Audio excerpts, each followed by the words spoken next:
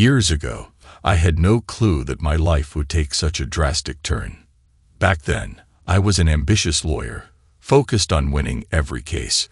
My clients were often unsavory characters, some even dangerous, whose names were whispered in circles I wasn't always proud to be associated with. But I thrived in the chaos, quickly realizing that law wasn't just about justice. It was a game of strategy. My ability to navigate this shady terrain earned me both wealth and notoriety.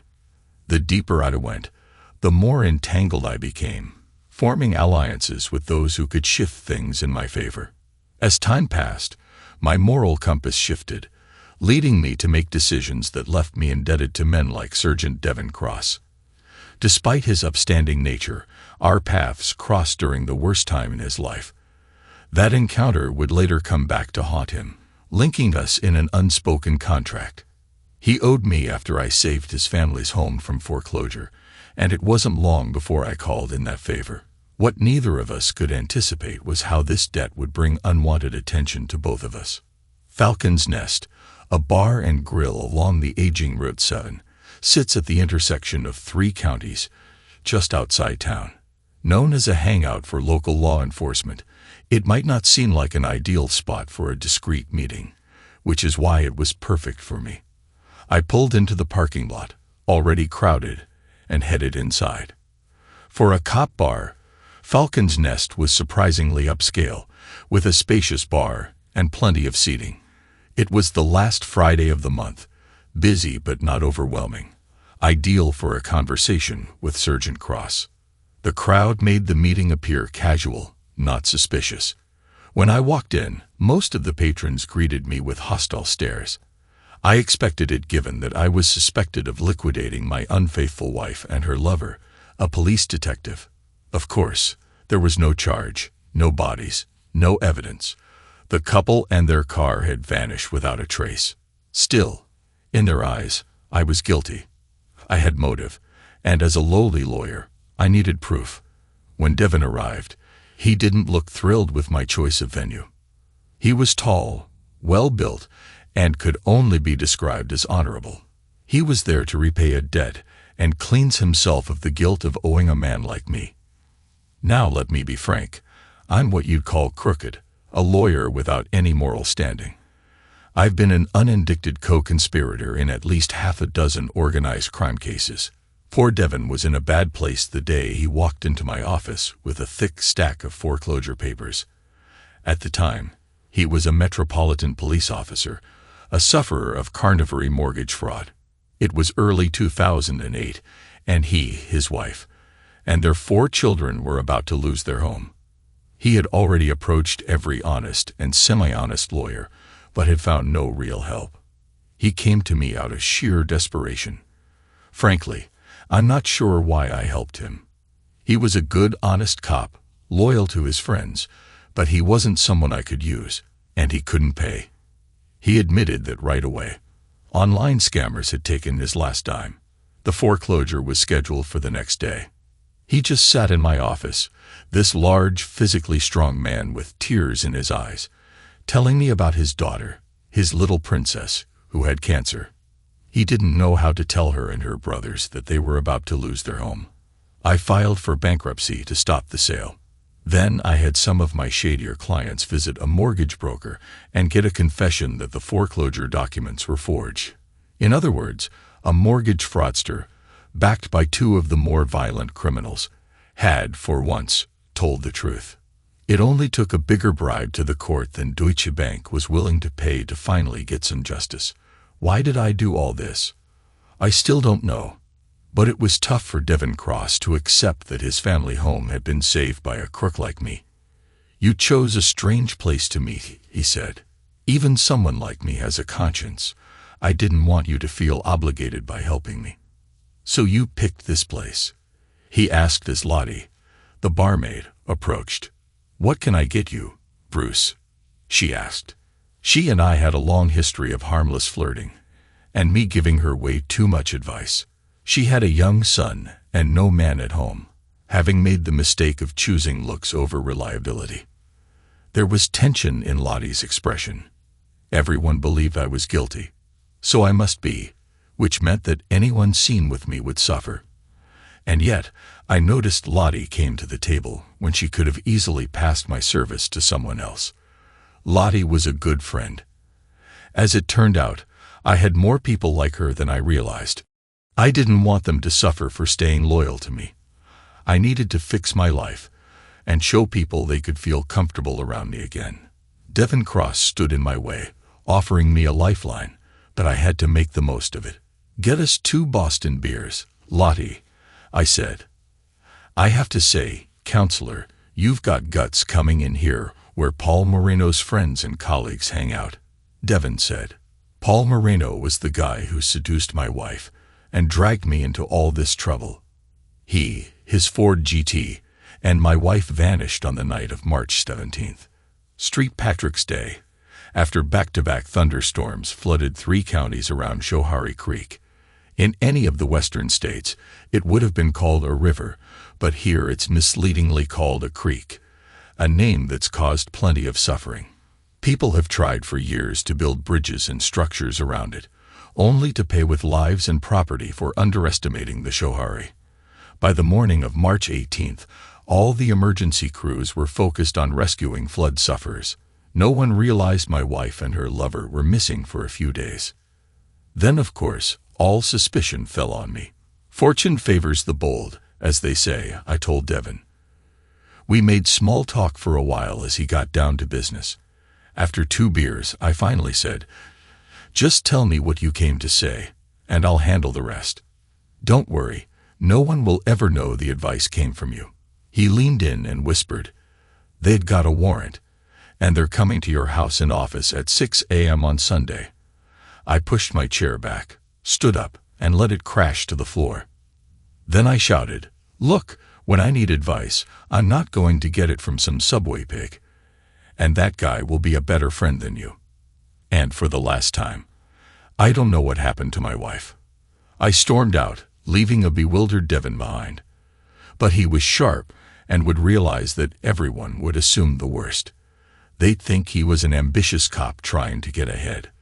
Pushing for a confession from me wouldn't hurt his career, but being seen in a secret meeting with me would destroy him. As it stood, the encounter was public enough that no one would believe he had tipped me off. Walking out of Falcons Nest, I sighed. I had only myself to blame for how things had spiraled out of control. I'd let my emotions cloud my judgment. Now I'd have to work hard to get out from under the oppressive weight of justice in this country. Yet my late wife's words about milk haunted me, like a swarm of bees, stinging my heart until all the life drained from it. October 1st. I saw him again today. He's very tall and handsome, with wavy black hair. Jenny says she knows him. In fact, she slept with him. He's a cop, which means he's probably following me because of Bruce. It's hard to imagine someone as ordinary as Bruce making people so suspicious, but it's likely due to his being a lawyer for high-profile criminals. The people he deals with are much more intriguing than poor Bruce. Don't get me wrong, I love him dearly. He's like a teddy bear, the kind of person you feel safe with. I'll never understand why people think he's dangerous. Jenny says the cop chasing me is a real stud. He's loaded. His name's Paul Moreno. She's been seeing him for the last 6 months. Her husband Bob is like a carbon copy of my Bruce, except he's got a dull real estate practice instead of handling criminal defense. You can't blame Jenny for falling for a cop's charm. Temptation like that is hard to resist. After 7 years of marriage and 2 kids, she's craving excitement. Or so she says. As for me, after 15 years of marriage and a 14-year-old daughter, I'm ready for a rocking chair on the back porch. Women like me just don't catch the attention of young studs anymore. It makes me feel ancient. October 15th. Bruce is out of town again. Lately, it feels like he's traveling more and more. If it were anyone else, I'd suspect infidelity. But Bruce is loyal, like a spaniel. He joined a gym today, thanks to Jenny. She's into fitness and wanted a workout partner.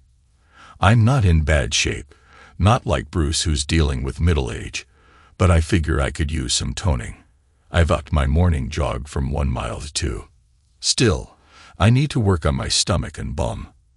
I've been feeling anxious about the idea of my daughter leaving home. Maybe getting in shape will help. Why did I let my 14-year-old talk me into sending her to boarding school? Rachel's so much like my mother, full of ambition, with little concern for others. Mom still mocks my choice of career, but I believe helping others is the highest calling. Being a social worker can be frustrating, but on those rare days when you help someone change their life, it's incredibly rewarding. Rachel might be trying to escape the stigma of Bruce's profession. People say such cruel things, and a teenage girl can be very sensitive. Maybe it's better for her to leave, but I'll still miss her. I saw him again today. God, he's so handsome. He was at my gym looking like a total stud in a tight suit. You could see the definition of his abs, but I tried not to stare at the bulge in his shorts. Why he's still following me, I don't know, but Paul Marino is definitely catching my attention. October 17th. I saw Paul Marino at the gym again today. He caught my eye and held my gaze until I had to look away. Jenny thinks he's interested in me, but I can't imagine why. Unless it's because of Bruce. I've been thinking about Paul a lot lately. It's just a harmless fantasy, right? Nothing wrong with that. November 2nd. I voted today, though it probably doesn't matter. As I was leaving the polling station, I saw Paul again. He wasn't even trying to hide. He hadn't been following me for a while, but over the past few days, he's reappeared. He actually said hello this time, so I stopped to talk. Are you following me again?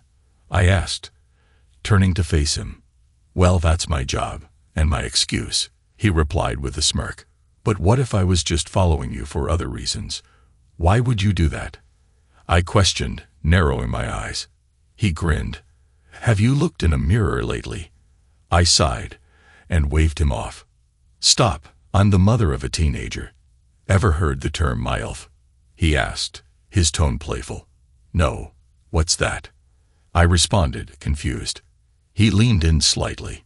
It's a term for a hot mom who catches the eye of younger guys. Stop it, I'm an old lady, I said, shaking my head. He chuckled softly.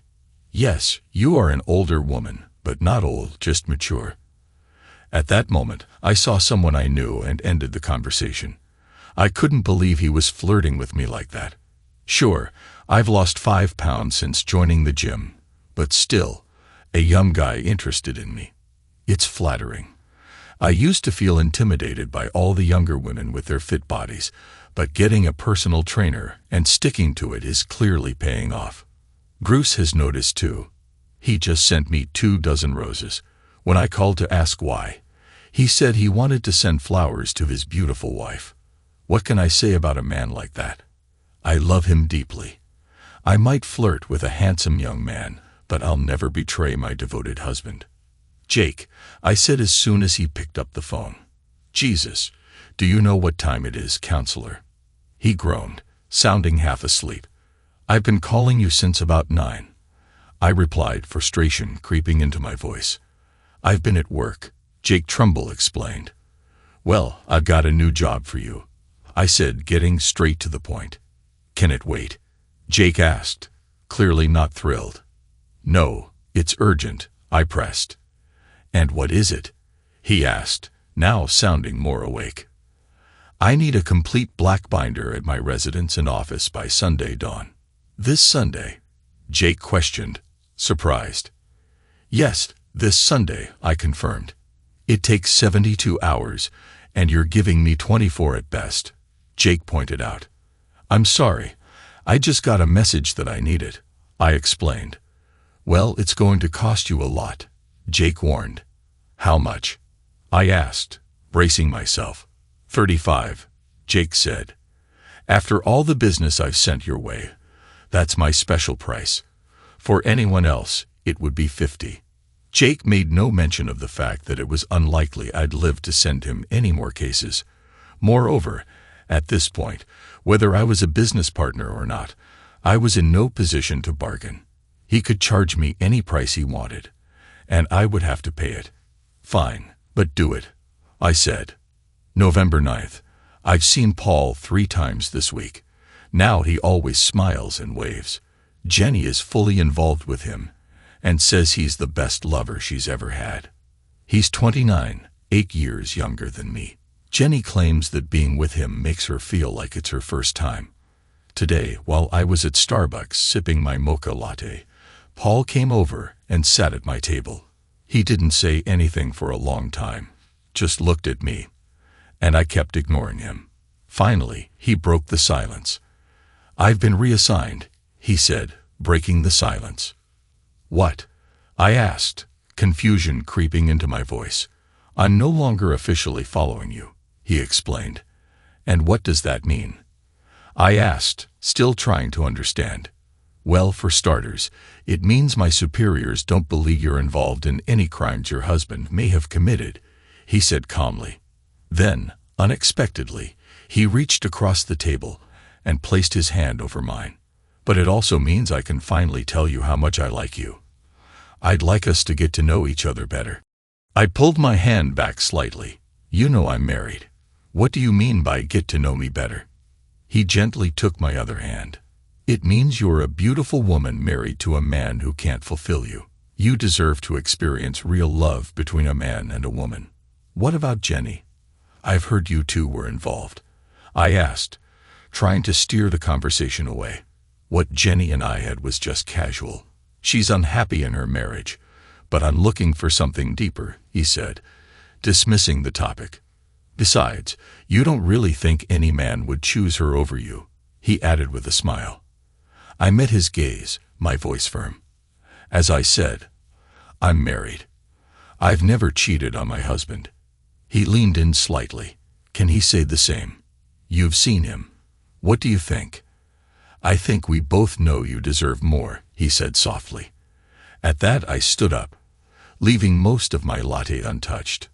I had to get out of there. This man was affecting me more than I cared to admit, and it made me uncomfortable. December 1st. Since our encounter at the coffee shop, I hadn't seen Paul, and I felt both relieved and disappointed. I regretted not seeing him. His attention did wonders for my ego, and I couldn't deny my physical attraction to him. After all, I had never been with anyone but my husband. I was curious about what it would be like with another man, especially someone so wealthy and skilled. After work, I was walking to my car in the DSS parking lot. It was a little late because I had been delayed by paperwork. The lot was well lit but empty. As I approached my car, I had the distinct feeling that someone was watching me. I bent down to open the door, and suddenly Paul was right next to me. I jumped, startled. "Paul, you nearly scared me to death. Are you stalking me now?" "I'm sorry," he said, slipping his hand around my waist under my open coat. "I just needed to see you. I can't stop thinking about you." I probably should have been scared, but in truth, he had been on my mind constantly. I wanted to see him too.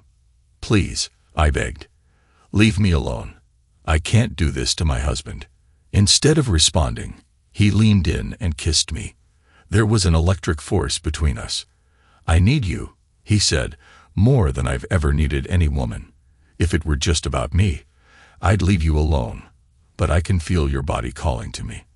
I couldn't stop myself from kissing him back, but then I pulled away, jumped into my car, and shut the door. "I can't. I wish I could, but I can't." They didn't bother knocking. 4 officers in tactical gear picked the lock and barged into my house early Sunday morning. I suppose they thought they'd catch me off guard, asleep. Instead, I was already up, in the kitchen, making what the tourist brochures call a full English breakfast.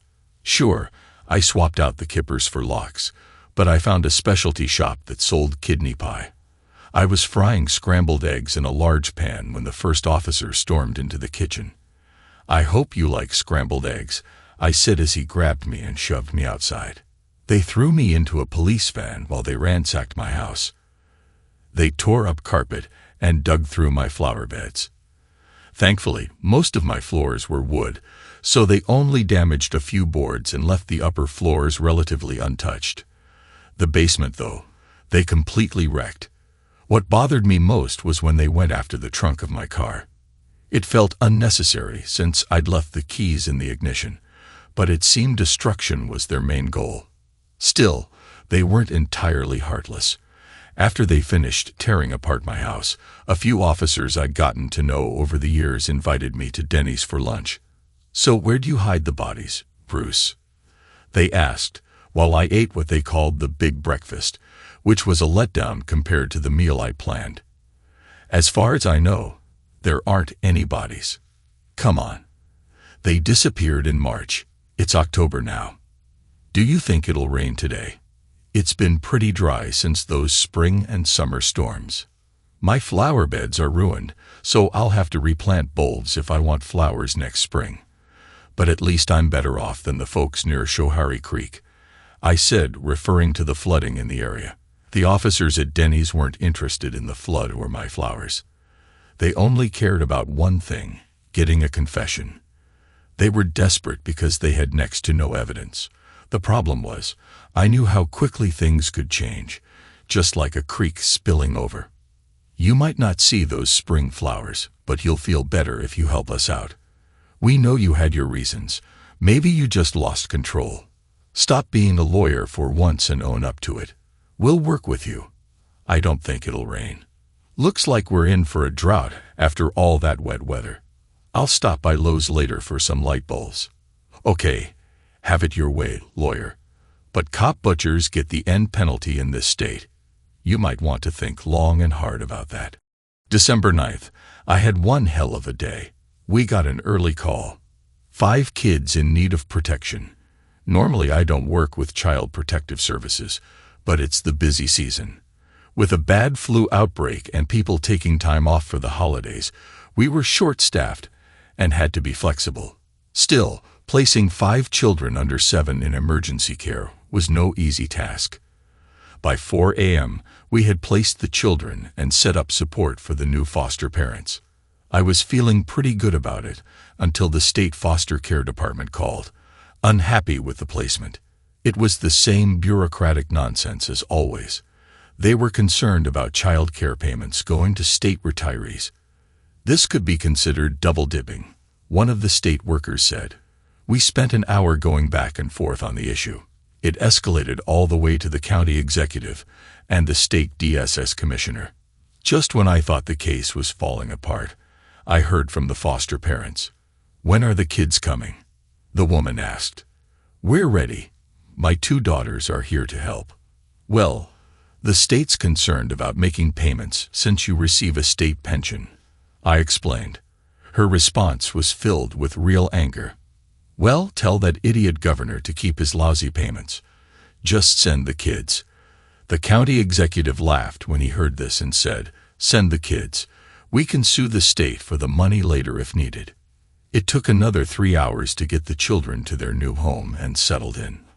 By the time I headed home, it was nearly 8 o'clock, and I didn't get in until 9 o'clock. The first thing I did was take a hot shower. I thought about calling Bruce. Sometimes when I call, we can talk for hours, but other times he seems busy, like his clients take up all this time. Usually, I wait for him to call me, but today, I just needed to talk to someone about my day. I wrapped myself in my terry cloth robe and was about to call when the doorbell rang. Tightening the robe, I answered with the chain on. Paul stood at the door looking both handsome and a little guilty. "Can I come in?" he asked. "I don't think that's a good idea," I replied. "I know your husband's out of town. You're all alone. I just want to come in for a little while, maybe have a cup of coffee and talk." "I can't, Paul," I said. "You can trust me." He smiled gently. "It's not you I don't trust. It's me. Please, just for a few minutes." For some reason, I let him in. I made us some coffee, and we sat on opposite ends of the large sectional couch. As I sat down, I adjusted my robe, which felt too short for the situation. "Relax," he said, noticing my discomfort. "I'm not here to take advantage of you. I'm just a friend. I heard you had a rough day." "Yeah," I replied, and as we talked about my day, I started to feel more at ease. I convinced myself that there was nothing wrong with two people having a drink. We switched from coffee to wine and ate frozen pizza for dinner. It was nearly midnight when Paul finally said what he had come to say. "Elaine, I'll always be your friend, but I have feelings for you, deep feelings. What I'm feeling for you is love." His words made me tense.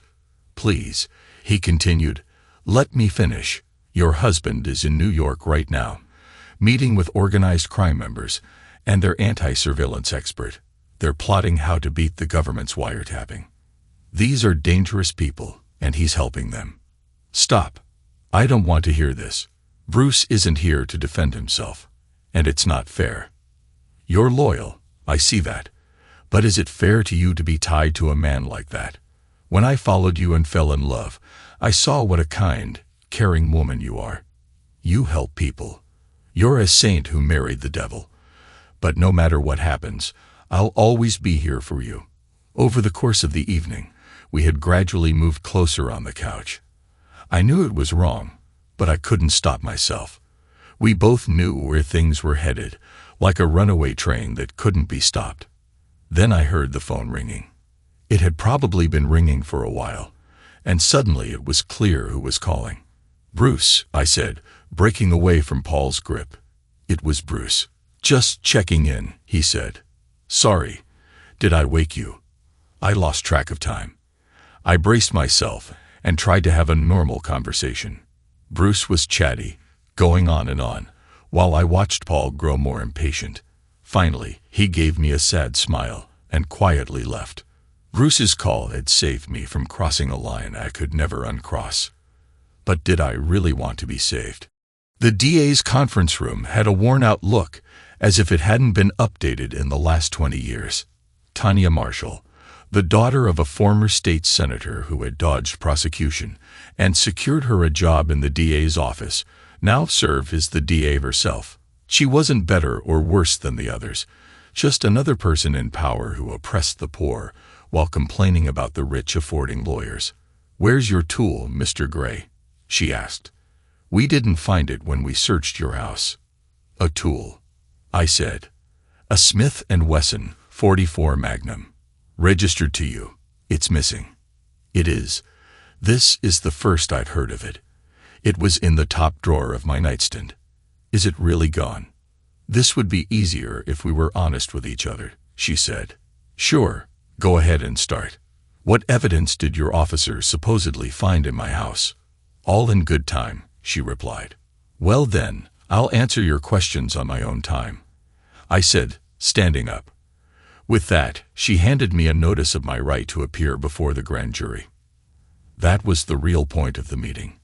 I had no intention of going. The outcome was clear. I was going to be indicted for 2 liquidations.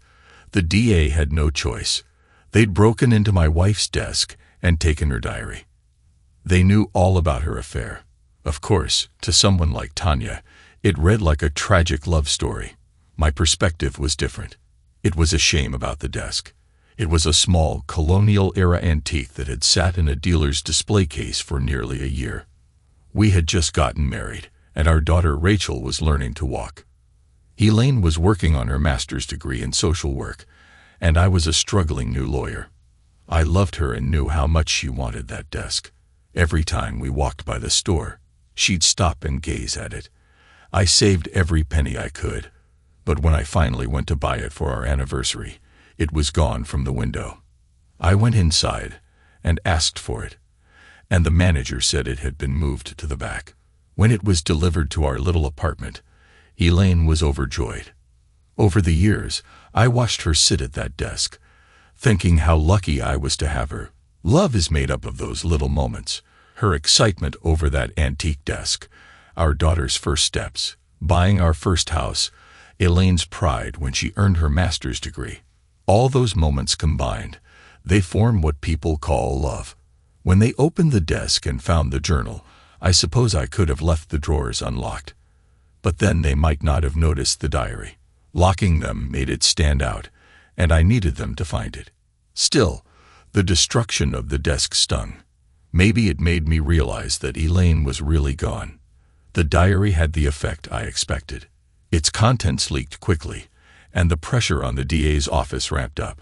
They had what they saw as proof, and the public knew about the affair. My unfaithful wife and her lover had become a modern-day Romeo and Juliet. January 2nd. I can't do this, can I? Jenny just laughs at my hesitation. What's wrong with you two? Your husbands are out of town. You go to his apartment, and no one will ever know. It's that simple. How am I ever going to face Bruce again? I asked, feeling the heavy weight of guilt. I don't care what people say about him.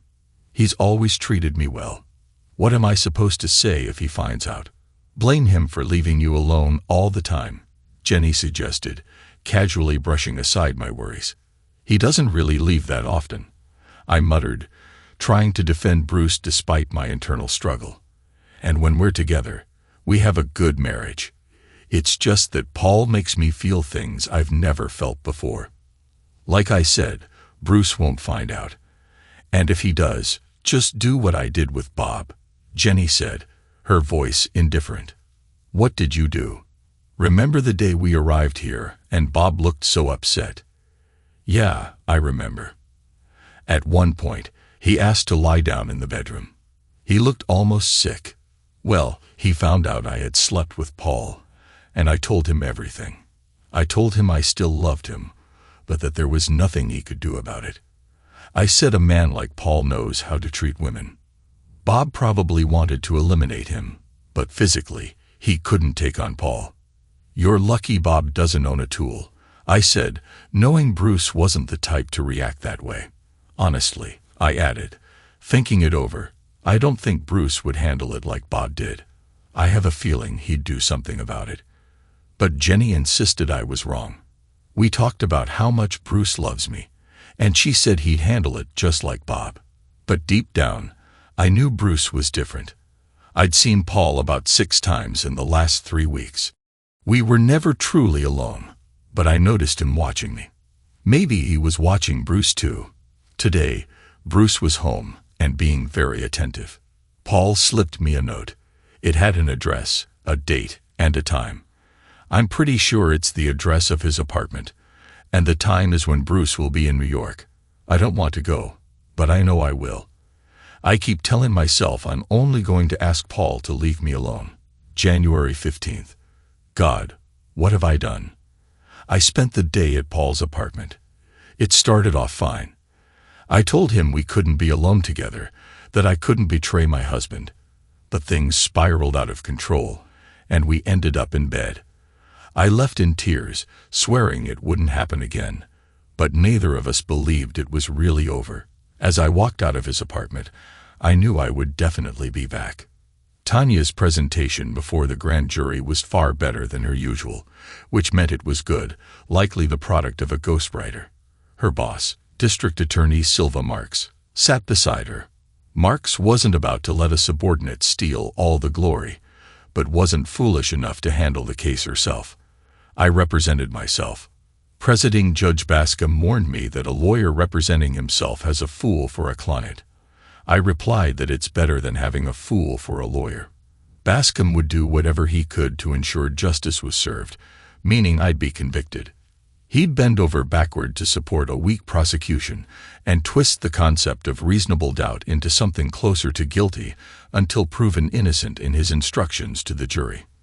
My only concern was that someone might notice I had an ace up my sleeve, waiting for the right moment to play it. I had the truth on my side, while they had the tragic romance of Romeo and Juliet. The lovers were a police officer and my wife, a social worker. I was cast as the villain. Whether I was innocent or guilty didn't matter. Life isn't fair, and justice rarely finds its way into the courtroom. Sergeant McVeigh, did you open the trunk of the defendant's car? Tanya asked her first witness. Yes, the car immediately raised my suspicions. It was an old brown Toyota Camry, not what you'd expect from a high-priced lawyer. It's very unremarkable with a large trunk, McVeigh said, setting the scene for the jury. I see, Tanya said, flashing a smile at the jury, subtly suggesting I was being sly. What, if anything, did you find in the trunk? It looked recently cleaned, but we found hair and fibers matching Officer Paul Moreno and Elaine Gray, McVeigh answered. So it's possible their bodies were in the trunk? Tanya asked, giving a knowing look to the jury. Objection, that calls for speculation, I interrupted. Judge Bascom, predictably siding with the prosecution, overruled. The witness is an expert. He's being asked for his opinion. Tanya nodded and turned back to the witness. So, Sergeant, she prompted. McVeigh, emboldened by the ruling, confidently continued. In my expert opinion, the Camry was used to transport and dispose of your wife and her lover's bodies. When it was my turn for cross-examination, I asked, Sergeant, if the bodies were transported in the Camry, what happened to the bright blue Ford Mustang Shelby 500 GT? McVeigh looked confused. I'm not sure what you mean. Paul Moreno's car, his prized Mustang. It's still missing, isn't it? I clarified. I don't know about that, McVeigh mumbled, clearly caught off guard. But you do know his car is gone. And that car is anything but unremarkable, isn't it? I directed the question more to the jury than to McVeigh. After a pause, McVeigh reluctantly admitted, yes, Paul's car is missing. Now back to the Camry, I continued. You broke into the trunk, but why didn't you use the keys that were already in the ignition? McVeigh looked momentarily stunned. But before he could respond, Tanya objected. The question is argumentative and assumes facts, not in evidence. The judge unsurprisingly sustained the objection. There was no point in pressing further. McVeigh could only look sheepish as he retreated. Next, the prosecution called investigator Kim Ng to the stand. Ng eagerly informed the jury about pulling up the carpet in my basement and discovering traces of blood. Were you able to identify this blood by type or DNA? Tanya asked, her tone heavy, as if building up to something damning. No, it was too decomposed, Ng replied. But there was a strong smell of bleach in the basement, which is why I suspected we'd find blood. Bleach is often used to clean up blood stains. When it was my turn to question Ng, I kept it brief. The basement was the laundry room, wasn't it? I asked. Yes, Ng confirmed. You expected to find bleach in a laundry room, didn't you? I pressed. I can't say. It depends on the person doing the laundry, Ng answered evasively. The 7 women on the jury didn't seem to agree with Ng's attempt to dodge the question. But then came the real drama, the reading of my wife's diary. January 16th. I feel both guilty and like I'm floating on air. I can't stop thinking about Paul, his incredible body, and how he made me feel. But the guilt over Bruce is eating at me. For the first time, I want to believe all the terrible things people say about him, but I know they're not true. Bruce has always been so loving, and I've repaid him with the ultimate betrayal. I feel like my guilt is written all over me, as if Bruce will look at me and instantly know what I've done to him, to us. The desk I'm writing at was a gift from Bruce, bought at a time when we didn't have much money. It's a real antique. I used to stop and admire it in the store window, even though I knew we couldn't afford it. Despite our struggles, I stopped using birth control, a decision I made on my own. Bruce never criticized me for it. He was thrilled when I got pregnant. Even when we were struggling financially, he somehow found a way to buy me this extravagant gift, my loving husband of 15 years whom I've betrayed so easily. I keep going back and forth. Should I never see Paul again? Or should I run straight into his arms? When Bruce gets back from his trip tonight, maybe he'll sense what's happened, and that will end it one way or another. I don't know what I'll say to him. I don't want to hurt him. January 17th. Nothing happened last night. If Bruce suspects anything, he didn't show it. Still, our interaction felt off, like there was a distance between us. Maybe I'm imagining it because of my guilt. Bruce seemed tired, so I'll just have to wait and see. I left for work early this morning, barely able to look him in the eye. I had barely made it to work when Paul called. We chatted until I had to get back to my job, and somehow, talking to him lifted my spirits. It gave me hope that everything would work out. I have to admit, What I feel for Paul is love. Maybe not the same love I have for Bruce, but it's something I've never experienced before. January 19th. I took a long lunch today. Not really for lunch, but to meet Paul at his apartment. He works the 4 to midnight shift, so we had a couple of hours together. When I got home, Bruce seemed calm, but I can't shake the feeling that something's different between us. There's a distance I can't quite figure out. February 12th. This past month has been chaos. My affair with Paul has intensified. We see each other at least twice a week during the day, and when Bruce is out of town, which has been happening more often, we meet in the evenings. Paul told me that Bruce is involved with some very dangerous people. The FBI is concerned because Bruce is helping them with anti-surveillance technology, blocking their warrants. The equipment is illegal that can be purchased with special permits. Paul didn't say it outright, but I know he's still monitoring Bruce. I should be thankful Paul always knows where Bruce is. But the tension between Paul and me is growing. I'm torn between two men I love and are enemies. I'm trapped in a no-win situation. Bruce has been such a good husband, showering me with gifts, sending flowers, and being so loving. But I can't shake the feeling he knows what's going on. He hasn't shown any signs, but after 15 years, I can tell something is bothering him. March 16th. Rachel is home for spring break. I haven't seen her since Christmas, and she seems happy. But I suspect she wanted to go to boarding school to escape the rumors about Bruce. She loves him, but she can't avoid the whispers. It must be hard for her to deal with what people say about her father. With Rachel home, Paul and I can't meet at the house. And Paul mentioned that people at work are getting suspicious about us. It would ruin his career if anyone found out. Paul plans to ask for a transfer. He wants me to leave Bruce, but when it comes down to it, I know what Paul is asking of me is wrong. What I've been doing with him is wrong on so many levels. Seeing Rachel reminds me that I'm first and foremost her mother and Bruce's wife. They don't deserve the pain I would cause by leaguing with Paul. The hurt I would inflict on my family far outweighs the pain I'll feel losing Paul. I think I'm finally coming to my senses. This passion for Paul has clouded my judgment. I need to do the right thing. When I see Paul tomorrow, I'll end it. It will hurt him, but he'll survive. Jenny is waiting for him. I know that. She's young and beautiful, and her husband can't stop her infatuation with Paul. A man like Bob doesn't stand a chance against someone like Paul. People say Bruce isn't like other men. Would Bruce hurt Paul if he found out? I don't think Bruce would ever hurt me, but maybe I'm wrong. The rumors, the horrible things people say about him, they can't all be true, can they? I've known and loved Bruce all these years, yet I still have doubts. Paul keeps insisting Bruce is dangerous and that I'm at risk, but I just can't believe Bruce could hurt anyone. March 17th. Tomorrow I'm going to break up with Paul. It will hurt, but it's the right thing to do. I called Jenny and told her she might need to comfort Paul after tomorrow.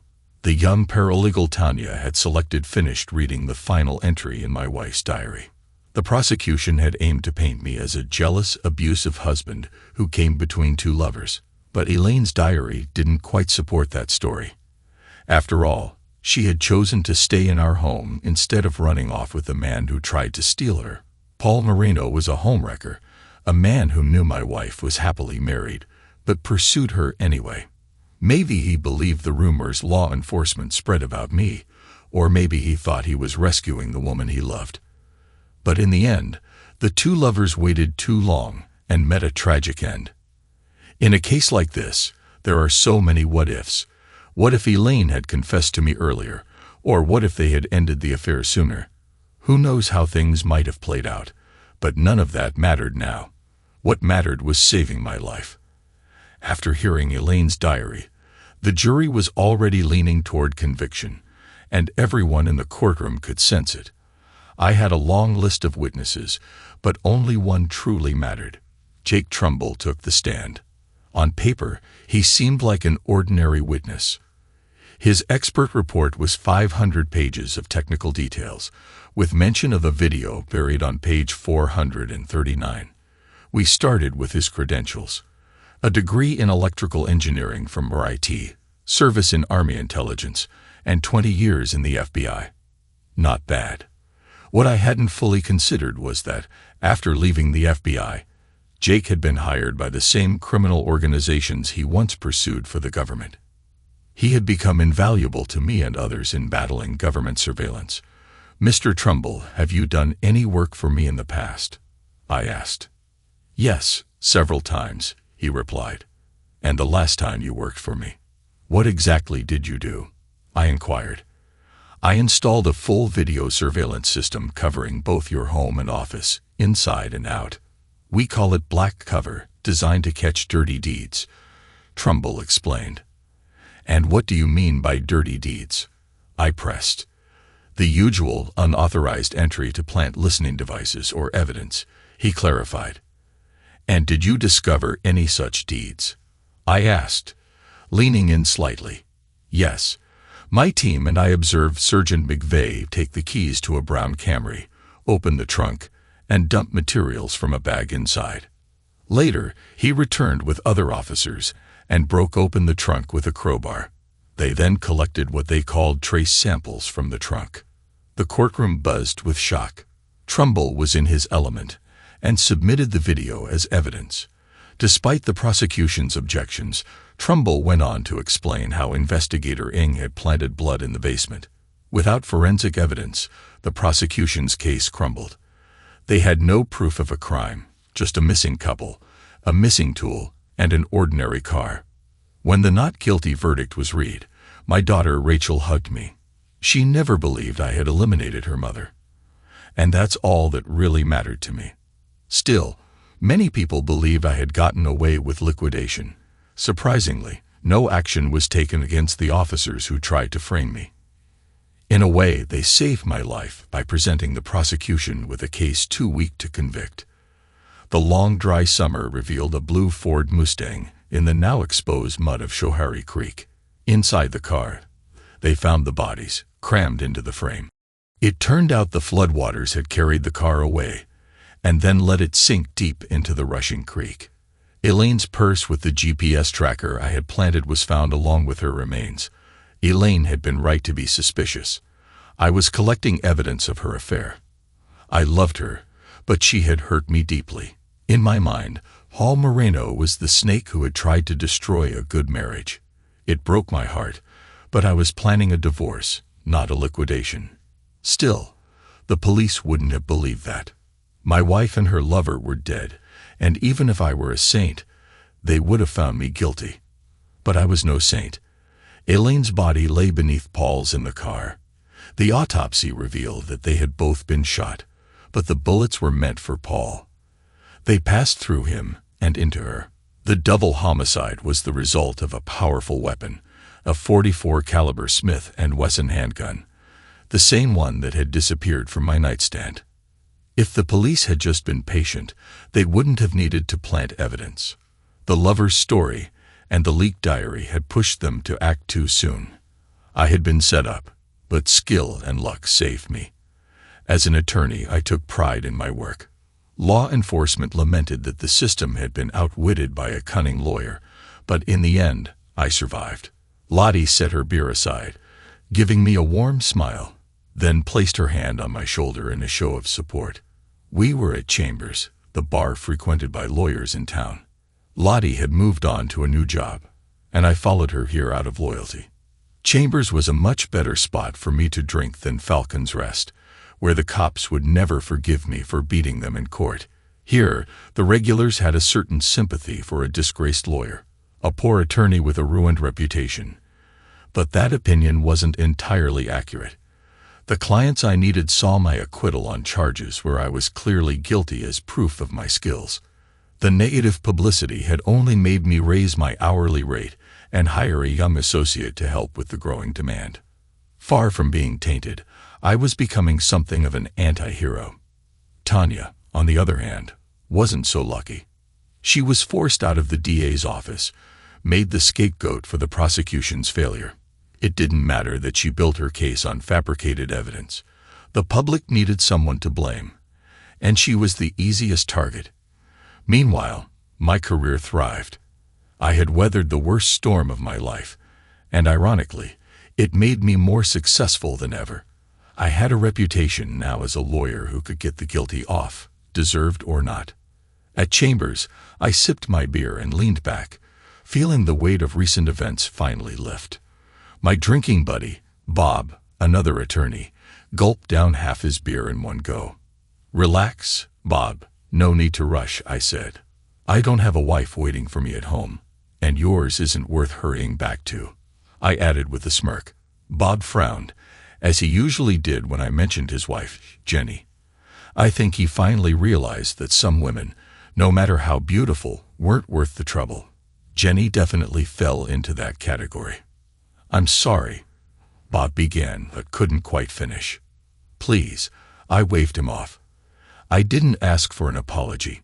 You must realize that given the situation, none is expected." "But I never meant to offend Elaine," he added, pleading. "Of course you didn't. It was an accident, Bob. A man like you isn't familiar with tools. You couldn't have known the bullets would go through Officer Moreno and strike the woman with him. And I object to calling what they were doing being with each other. They were screwing." Bob winced, clearly uncomfortable with the memory. "Exactly. He had the seats laid flat like a bed. You couldn't even see who was in the car." I was upset, freaking out after Jenny told me she was seeing him again. "Exactly. You were in a daze, barely aware of your actions. But tell me, did you wipe my tool for fingerprints before you planted it?" I asked quietly. Bob went pale, swallowing hard. "Probably, yes. I wasn't thinking straight. I stole it from your house during a visit. I planned to scare Paul to make him stay away. I knew you kept the tool in your bedroom." "I did," I said, staring into my beer. "It was a gift from a client. I kept it there to protect Elaine when I wasn't home." Bob nodded, and I wondered if he grasped the irony. The tool I had left to protect Elaine had been the one that eliminated her. "She told me she was going to see him again," Bob said, his voice shaking. "She told me, without any remorse. Paul needs some friendly reassurance," she said. "I couldn't just do nothing. I drove to where I thought they'd be. His car wasn't there, and I panicked. I called home, no answer. I jumped to conclusions. A reasonable mistake under the circumstances," I said flatly. "Yes," Bob whispered. "It was already raining hard when I reached the county road by the creek. I parked and walked down. On a good night, the moon would light everything up, but the weather was bad. I heard them laughing in the car. Then she moaned, and something in me snapped. I fired without thinking.